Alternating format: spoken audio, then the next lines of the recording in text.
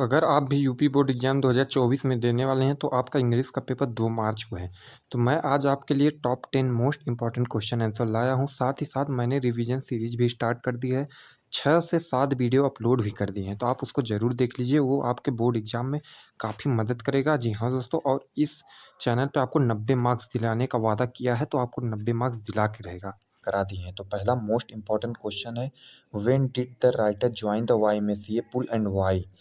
Writer कब join किए YMCA pool और क्यों किए?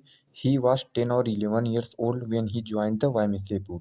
वह 10 या 11 साल के थे तब वाईएमसीए पुल ज्वाइन किए। It offered an opportunity to learn the swim.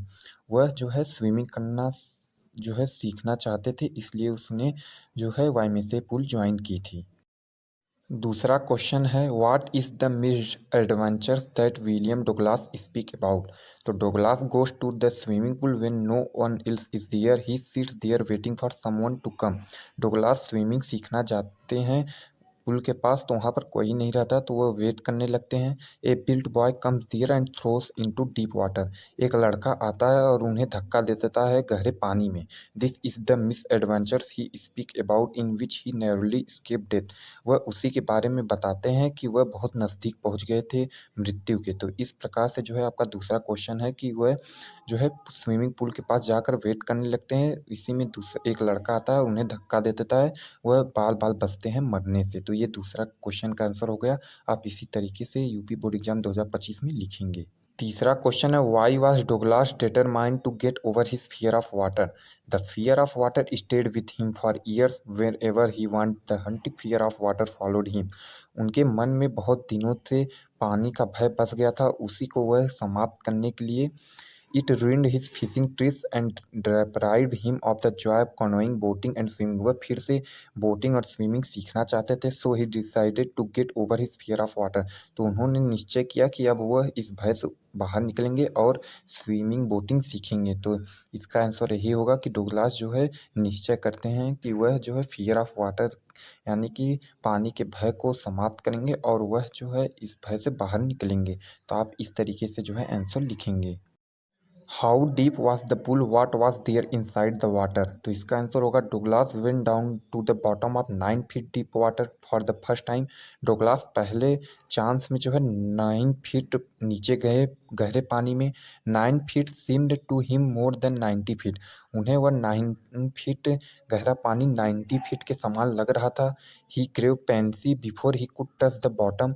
उसने जो है अपने पैरों से बॉटम को टच किया। His lungs were about to burst, he felt paralysed. उनके फेफड़े में पानी जा रहा था।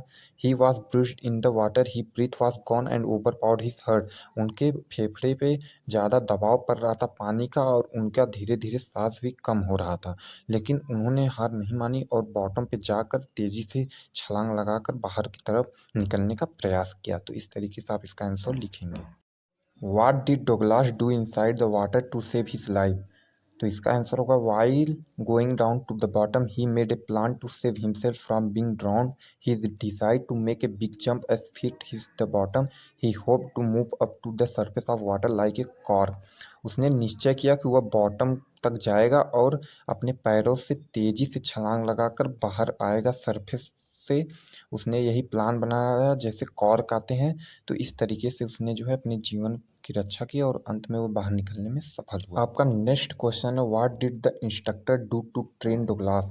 The instructor thought Douglas to put his face under water and exhale and to raise his nose and inhale.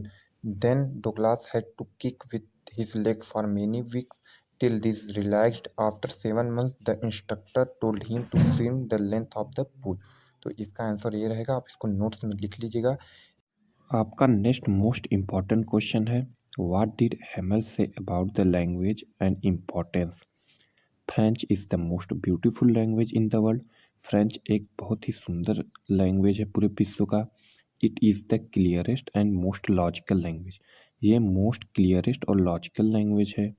He said that they must all guard it and never forget it because when people are insulted if they hold fast to their language, it is as if they have the key to their prison.